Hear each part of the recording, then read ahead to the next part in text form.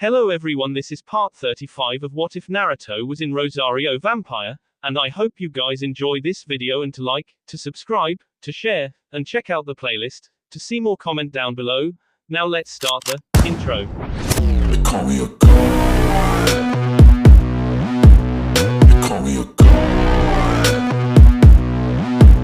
They call me a god. Join my membership, the perks are great. It's in the description. Be sure to like and subscribe, it gives me more motivation. Enjoy. It was called the Night of the Long Knives. Homura and Koharu had been dealt with easily. But somehow Danzo had discovered the plot against him and summoned his root agents to make a fight of it. A small battle had erupted in the middle of the village as the regular Anbu and clans were called in to put him down. Whatever Hiashi might have thought of executing Danzo, he had no qualms about killing the root agents who were in revolt. The Anbu were the personal weapons of the Hokage. For them to show greater loyalty to another was rank treason. Hiashi ordered no prisoners taken. The fighting in the middle of Konoha lasted through the night. When it was over, more than 100 leaf nins were and Danzo and his organization were exterminated.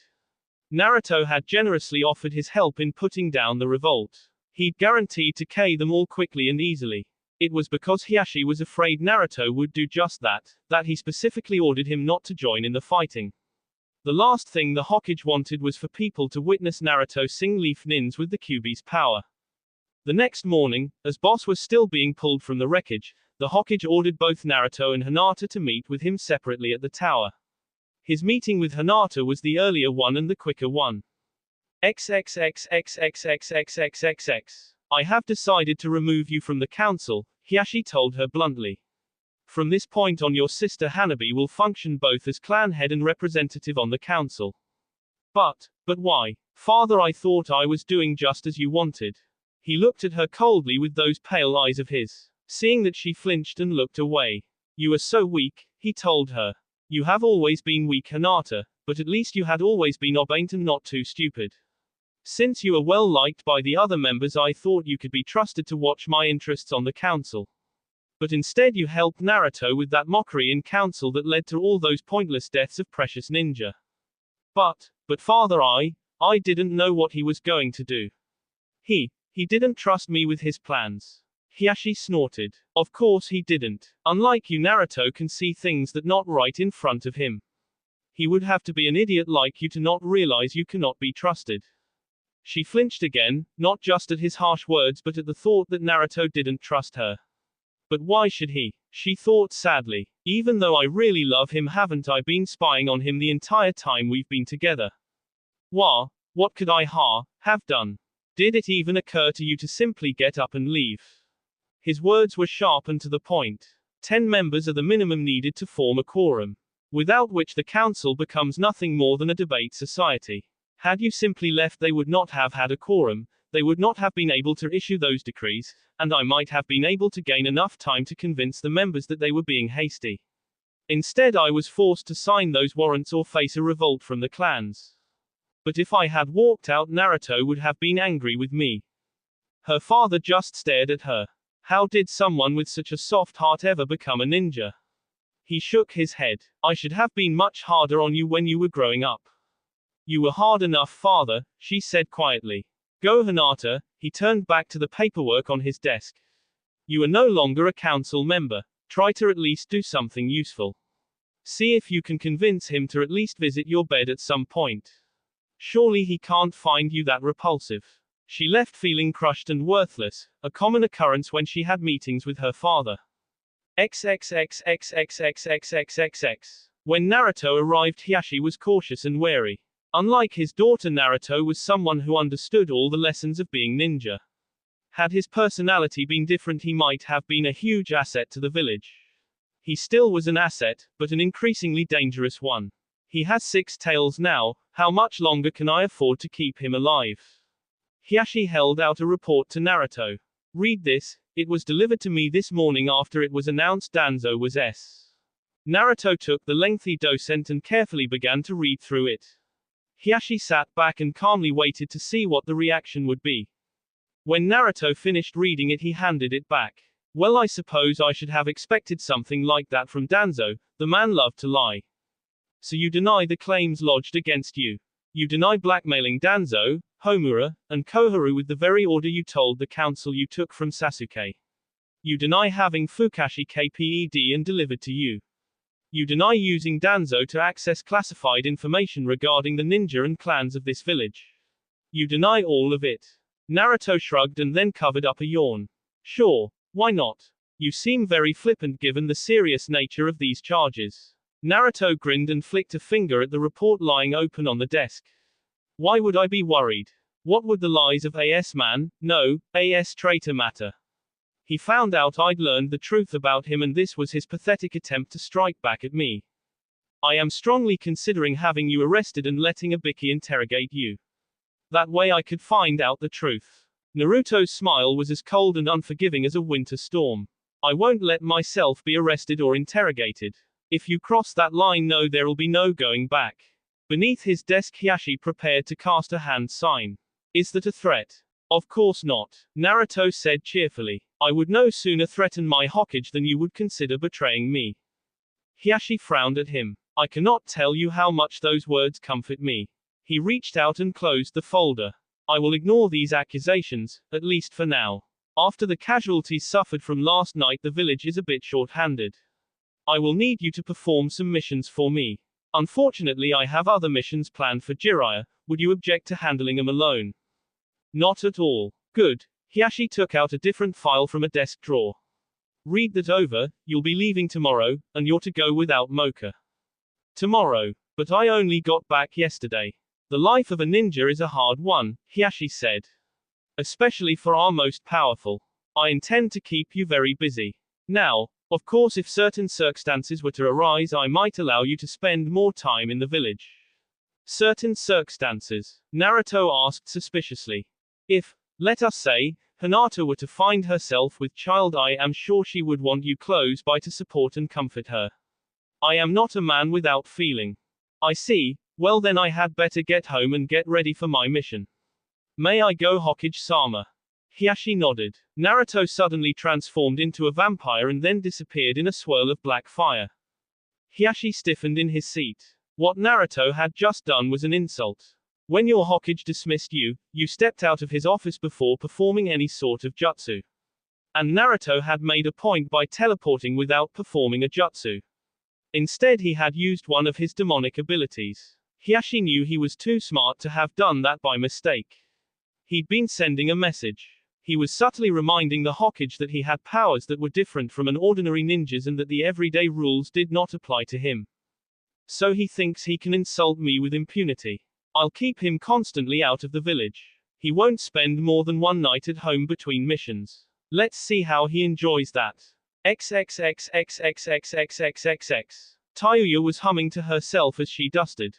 It had been 2 months since Naruto and Mocha had come back home. Since then, Naruto had been away on 11 missions, each one coming right after the other. She noted that Naruto always returned early in the morning, so that he got to spend a whole day with Mocha before having to leave again.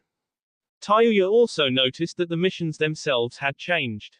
At first they had been A-rank missions involving assassination against well-protected targets. They were supposed to be very difficult and dangerous, but Naruto had his own unique way of handling them.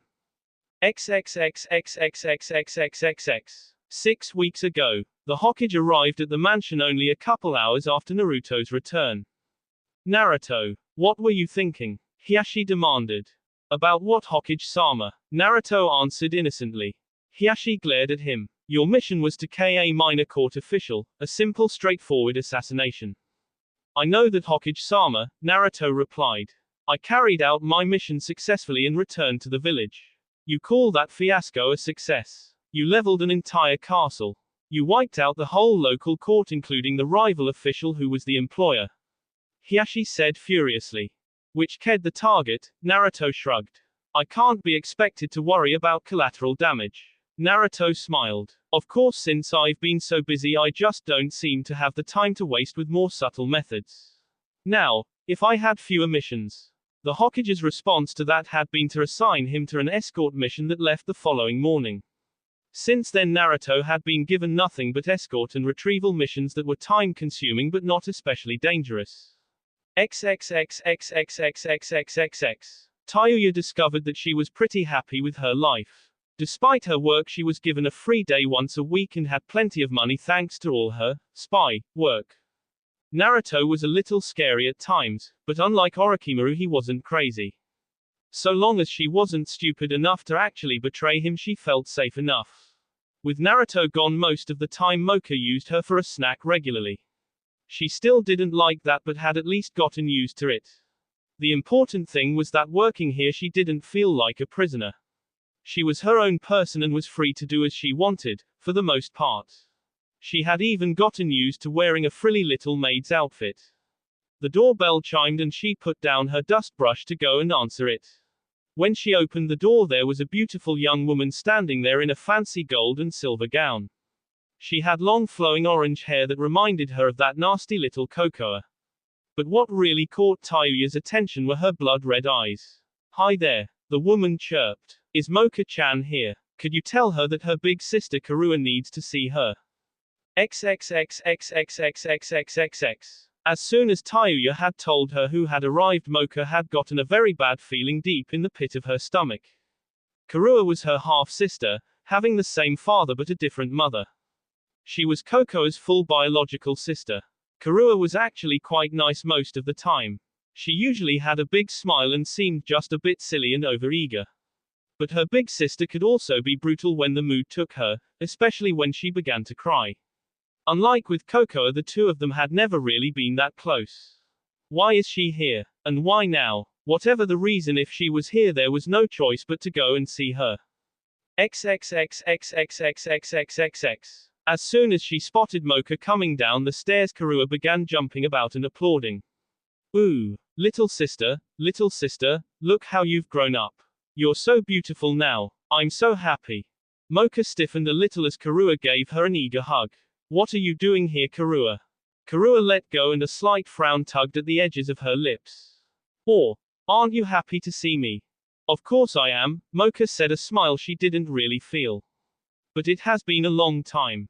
Is there a special reason why you are here?" The little frown was again swallowed up by her lopsided grin. "I was expecting to find you wearing that rosary your mom gave you. Cocoa was always complaining that the real you was locked away and there was a pink-haired imposter running around in your place. After the last time little Cocoa came back, she didn't say anything about you being back to normal or living in a mansion. Did little Mocha get tired of being a schoolgirl?" Mocha felt a little relieved that Cocoa hadn't said anything. "Yes, I got tired of school and decided to try something different." "And what is that, little Mocha?" Karua pointed to the framed picture on the wall. "It looks like a wedding portrait." Karua grabbed her sister's left wrist and brought her hand in front of her face. "And is that a wedding ring?" she cried out excitedly. "Are you married?" She was jumping about excited. "Why, yes, I'm married. I met someone very special and I fell in love with him. We've been together for more than a year now and he makes me very happy."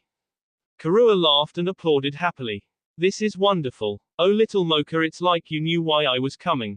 This is so wonderful. This is so wonderful." "Karua," Mocha spoke carefully. She could be very impulsive and flighty at times. She needed to keep her from doing something rash. "Can you please keep this a secret from everyone else? Only me, you and Cocoa know, and I'd like to keep it that way." She suddenly stopped jumping about. "Ooh, little Cocoa knew about this and didn't tell big sister. That makes me very cross. I will have to punish her when I get back for keeping such a good secret from me. She kept it a secret because I asked her to. Please don't punish her for that." Karua eyed her with one of her very rare contemplative looks. "You've changed some, little Mocha. It used to be you wouldn't have cared if I punished her. I suppose I have changed. I've learned about friendship, life, and love.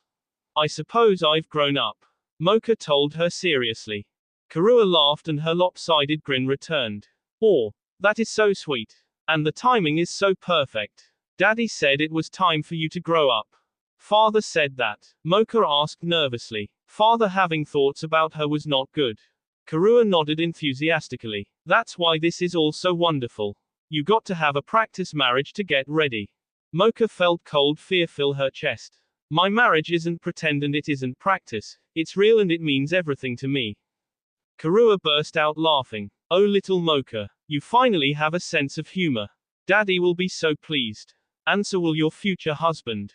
He's really cute and he can't wait to meet you. No, I have a husband. There's no way I'm leaving him. Karua TL'd her head grinned as she took a step closer to her sister. That's not funny, little Mocha. Daddy let you go off and play, but now he says you have to be an adult and fulfill your responsibilities. I won't tell him your naughty little secret if you don't want.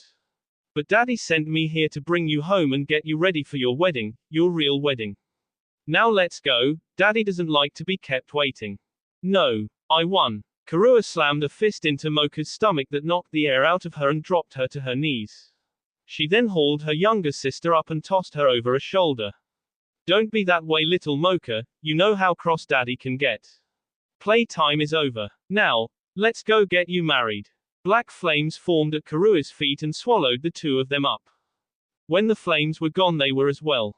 The sun was only just above the horizon as he saw the gates to the village looming in front of him. He'd been escorting an idiot merchant and his caravan to grass country, yet another boring C-rank escort mission, when he'd received a messenger bird from the village. It had been an impromptu order telling him to cancel the mission and return to the village immediately. That had caught him completely by surprise. As a general rule, Ninja never broke a contract. The fact that there was no hint as to why he was being ordered back didn't help. He didn't like surprises. In his life, surprises were almost always bad. So he'd left the merchant and started back immediately, running at top speed for the rest of the day and into the night. Deciding to rely on his inhuman stamina, he just kept going without any sleep. So after about 18 hours he was finally returning just after dawn.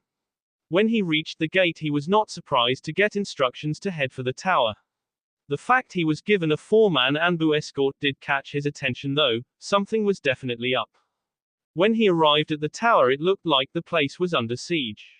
It was completely surrounded by Anbu. From beneath the various masks they watched him as he entered the tower. Inside the tower was surprisingly empty. Usually there were people everywhere carrying orders, seeking orzents, working at their stations, doing whatever the hell it was bureaucrats did. But this morning there seemed only a bare minimum of personnel at their work stations. As he walked past them on his way to the Hokage's office, they would stop and look up. That was not really unusual, he always drew attention. But this morning there was more fear in their faces than usual. He could smell it in their scents too, a stink of fear so bad it caught his attention. Why are they suddenly so afraid? In general, those who worked here felt safe as they were under the Hokage's immediate protection. But for some reason they didn't feel that security now. What the hell is going on? There was only a single secretary at her desk as he approached the office itself. The 9 other desks were empty and he immediately noted that there were no guards outside the Hokage's door. In fact, he had not spotted a single other ninja since stepping inside the tower. His little escort had joined their fellows ringing the tower and let him enter alone. Is this all some sort of trap? If it is, I'll level this thing place. The lone secretary waved him to the door and he entered it ready for anything. Inside the office a single man was waiting for him, but it wasn't the on he'd expected. Hello Naruto, Jiraiya said solemnly. We need to have a serious talk. Where's the Hokage? Why isn't he here too? Finding Jiraiya here was not surprising at all. But he had never entered this room before without the Hokage being present, and that included back to when he was a small child visiting Sarutobi. The Hokage is elsewhere. Jiraiya looked uncomfortable at the admission. The truth is, kid. Don't call me kid, Naruto told him. Put aside that thing pride of yours for a second and listen to me, Jiraiya said sharply. Your life is hanging by a thin thread. Naruto was caught off guard by Jiraiya's reaction. His first instinct was to say something rude to the pervert, but he held back. Something was going on and he needed to know what. All right, Jiraiya, why don't you explain to me what's happened? Before I even get into that, there's something else you need to know first. Jiraiya said. The Hokage has shared the secret about your chest seal with 5 Anbu he trusts. He didn't dare share it with too many since one of them might just decide it's worth S to go ahead and K you without orders. So there are now 5 Anbu who can K you with a hand sign, and they will if you show any disobedience whatsoever. So it really is a trap, and that gutless coward Hiashi didn't even have the courage to face me down himself. Though he was furious, he was careful not to let it show. He kept his anger and his intent carefully in check. I see, Naruto spoke with a calm that was a lie. And just what exactly do the Hokage want of me? Jiraiya knew the calm face he was looking at was a lie. He proceeded carefully. He wants obeys Naruto. He wants you to do as you're told and to stop causing trouble for him. He has decided that you will not be sent on any more missions, and if you attempt to leave this village you will be declared a missing nin and ked on sight. You are not to attack villages or call special meetings of the council or break any other law of the village. If you do so you will be ked. Jiraiya took a deep breath. He also wants Hinata to be pregnant with your child within 3 months or I'll be ked, Naruto said flatly.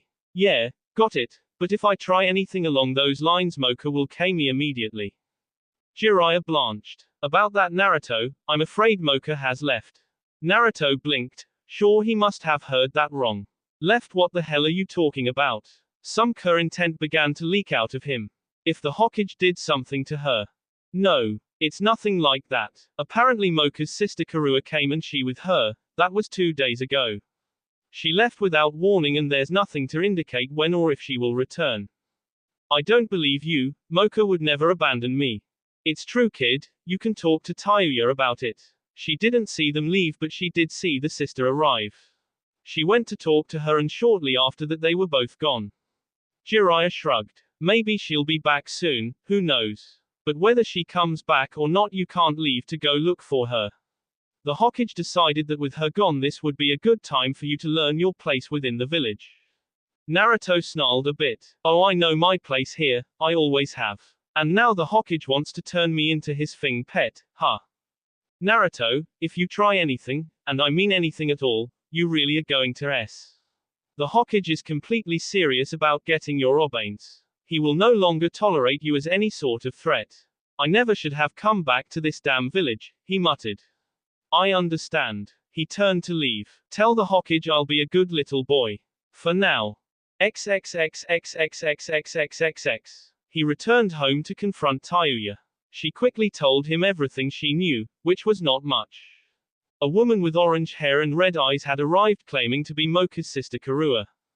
Mocha had recognized the description and gone to talk to her. Tayuya had come back 20 minutes later looking for Mocha to discover that she and her sister were both gone.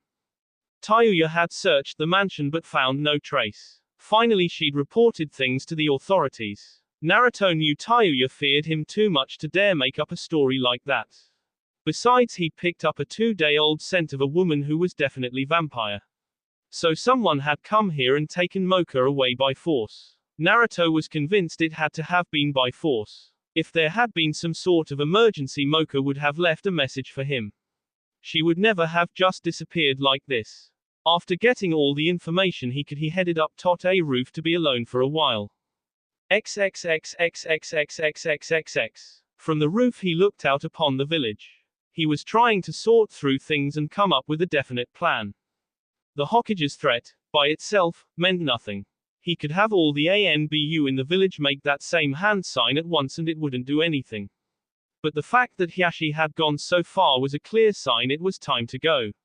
If the Hokage ever realized the chest seal didn't work he would mount an attack with every ninja in the village. It was time for him to leave. He would need to take care of a few things before he left, and there was the question of where to go. Those things were secondary though. What mattered was finding Mocha. And as he stood there he felt and then saw black flames. XXXXXXXXXX. Hi idiot. Kokoa. What are you doing here? Do you know what happened to Mocha? Why do you think I'm here? She sounded annoyed. Do you think I came here for your sparkling wit and personality? I'm here as a favor to my beautiful and amazing sister. She tossed him something. Here, catch. He snapped it out of the air and saw it was a simple band of gold. He recognized it instantly. Mocha-chan's wedding ring. Kokoa nodded. Nisan begged me to come here and return that to you with a message. She wants you to know that she loves you and always will, but that she's letting you out of your promise. She wants you to be happy with someone else, either with Hinata or some other girl. Nisan says she wants you to forget about her. What the hell are you talking about? Forget about her. I love her more than anything in this world. I know she feels the same. I love her and I could never forget about her. Cocoa's eyes looked sad and she seemed to lose some of her spirit. I know you do, and even though you're an idiot, Neeson loves you too. That's why I'm here and that's why you need to forget about her. Our father ordered her to come home so she could get married. Married? What the hell are you talking about? I'm her husband. She's already married. Not as far as father is concerned. Cocoa said grimly. To him a marriage only counts if he gives his blessing. Be glad for that, otherwise he would probably kill you. As it is, you aren't important enough to bother with. Father has picked out a husband for Neeson and she to be married in 7 days. I don't believe you. Mocha would never go along with this. She isn't happy about it, Cocoa confirmed. But you don't know what father can be like when he gets angry. If she tried to defy him or run away, the first thing he would probably do is kill you. She knows that, that's why she asked me to come here. She's doing it to protect you, idiot. If her father wants to kill me, he's welcome to try, Naruto said coldly. I'm going to get Mocha back no matter what. Idiot. You don't understand anything, Cocoa said. Do you remember when we first met and how you managed to beat me in a fight? Naruto nodded. Well, at the time I remember thinking how you were almost as strong as father. Good. I've gotten a lot stronger since then. Cocoa shook her head. You don't get it. Look, let me explain in a way that even a blockhead like you will understand. When father would punish me, he wouldn't draw on any of his powers. He would use nothing but his ordinary strength, and he was still stronger than you were. Vampires don't gain their powers through training, they gain them through time. The older a vampire becomes, the more powerful he becomes. There have been a few exceptions, but they are damn rare. You know how strong Neeson is, and she is only 17. Our father, Lord Akashia, is over 2,000 years old. He has powers and strength you could never even imagine. Were he to fight you seriously, you wouldn't last 30 seconds. Neeson knows that, and that's why she's trying to protect you. I don't care how old or powerful he is, Naruto said angrily. If he tries to take Mocha-chan from me, I'll kill him. Just tell me where she is. No, if you're stupid enough to try and get yourself killed, I won't help. Cocoa softened just a bit. Look, since Neeson really loves you, I guess you can't be all bad, and maybe I could have gotten used to you, maybe. But for her sake, if not for your own, give up the idea of getting her back. If you get killed because of her, it will only break her heart. Goodbye, Naruto. She was surrounded by black flames and was gone. Naruto stared at the spot where she'd been. Then he looked to where the ring was still clutched in his fist. I've got 7 days to get her back and stop this. I made her a promise that we would never be apart again. I'd rather than break that promise and lose her. He headed downstairs from the roof. He had a lot to do and not much time. That will be all for this video. Be sure to like, subscribe, share, and comment down below for more videos. Goodbye.